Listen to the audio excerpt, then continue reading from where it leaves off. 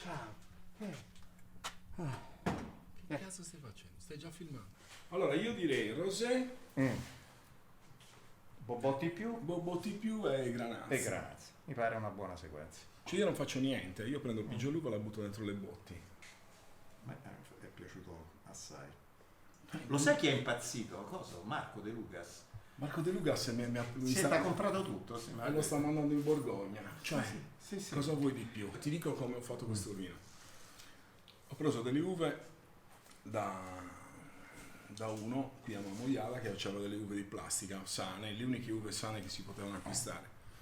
E le ho acquistate, quindi non sono della mia vigna. Non potendo fare i bobotti, non potendo fare un vino che non mi, come dire, cioè l'obiettivo enologico non potevo raggiungerlo con quell'uva. E ho deciso di fare un rosé, solo un rosé. Avevo la granazza in macerazione, in fermentazione, ho portato dentro il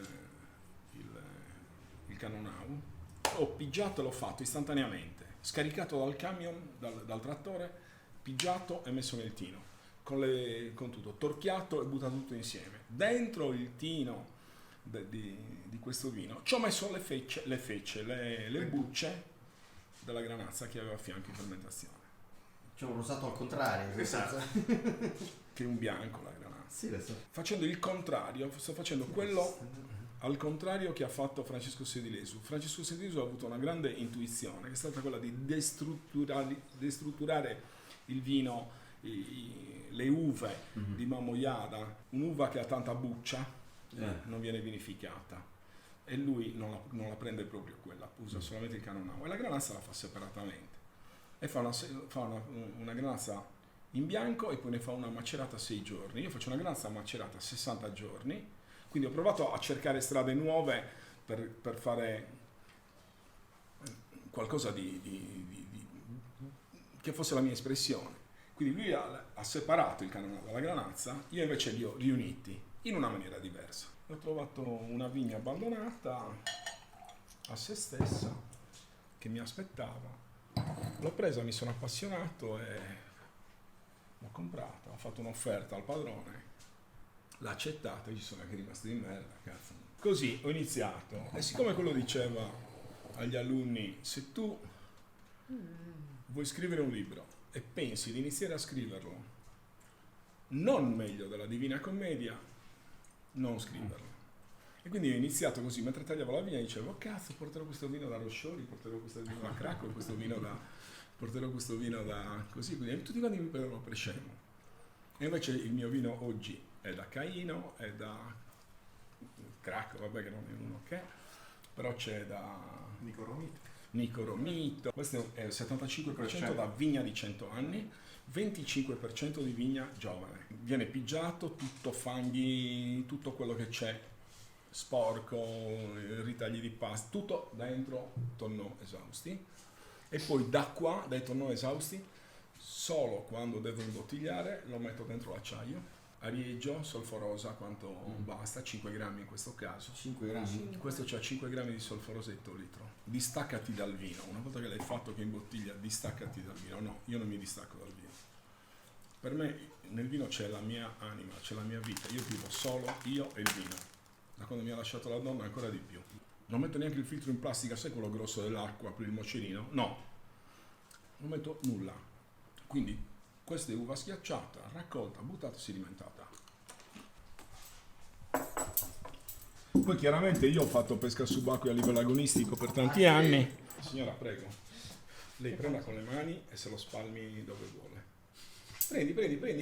È una crema di tannini.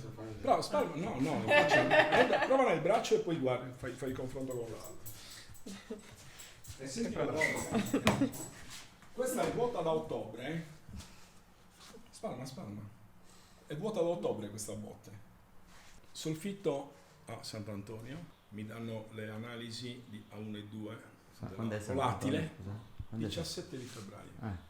16-17. Ah, quelle 1 e 2 di volatile che invece Era alta, confermano che che ha sbagliato. Ok. Quindi io ho paura. Solfitto. E non riusciamo più a far fare, inseguiamo questa malolatica disperatamente, con le temperature, con le stufe, con il legno, facendo il fuoco qui dentro, con i bracieri, niente, la malolatica non parte. Aspettiamo la primavera. Scalda il tempo, la malolatica non parte. Faccio le analisi, la malolatica inchiodata, sempre ferma così. Simone e Francesco e così mi fanno, il vino ha dei problemi. Cioè questo vino vabbè dai, lo venderei sfuso. Io mi prendo una mattina, mi faccio la bocca, ecco qui, mi siedo, assaggio il vino. Cazzo. Faccio una prova con Laura, la mia ex. Dovrei mettere un altro nome perché quando dico Laura me la ricordo. L'altra. Assaggiamo il vino e mi fa, questo vino è un vino meraviglioso, è buonissimo. Gli faccio una degustazione alla cieca a lei in casa ed era sempre pam pam pam pam, riusciva a bere solo quello.